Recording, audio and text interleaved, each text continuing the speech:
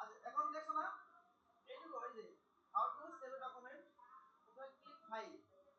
এখানে on on click save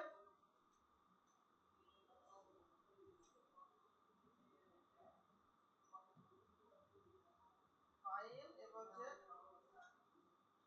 save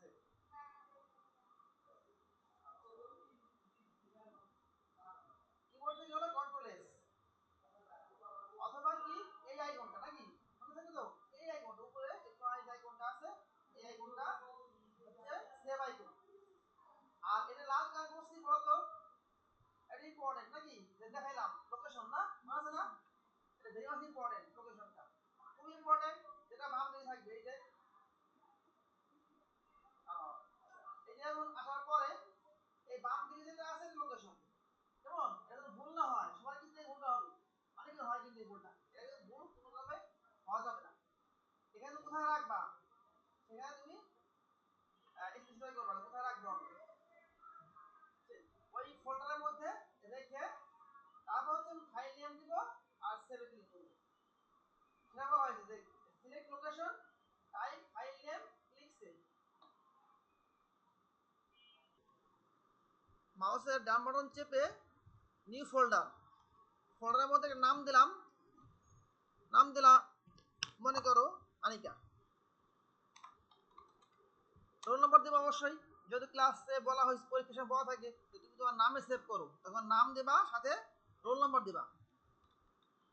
দিলাম এরকম থাকে 3 দিয়ে শুরু হয় দিলাম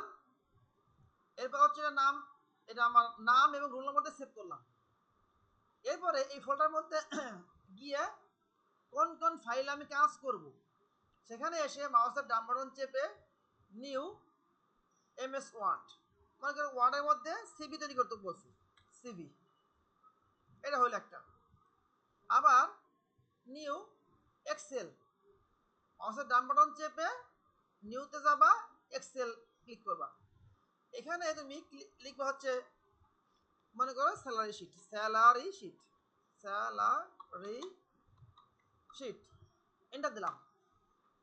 এরপরে পাওয়ার পয়েন্টে গেলাম এখানে হচ্ছে মাইসেলফ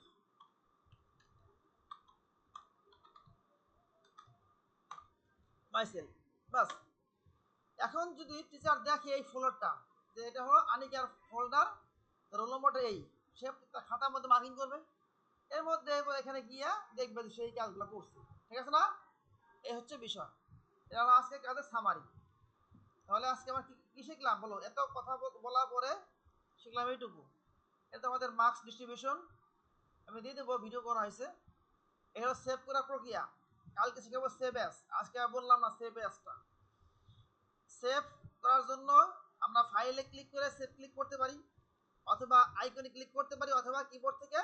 কন্ট্রোল এস প্রেস করতে পারি এবার হচ্ছে লোকেশন এটা ভেরি মাচ ইম্পর্টেন্ট লোকেশনটা এই বাম দিকে থাকবে লোকেশন কোথায় রাখবা অবশ্যই তোমাকে স্পেসিফাই করতে হবে কোথায় রাখবা এবার হচ্ছে টাইপ ফাইল নেম দেবা সেভ করবা আর এখানে আমি ফোল্ডার তৈরি শিখেছি ফোল্ডারের মধ্যে কীভাবে কাজ জমা দিবা পরীক্ষার দিন ফোল্ডার তৈরি করবা ফোল্ডারের নাম দিবা আর হচ্ছে কাজগুলো জমা দিবা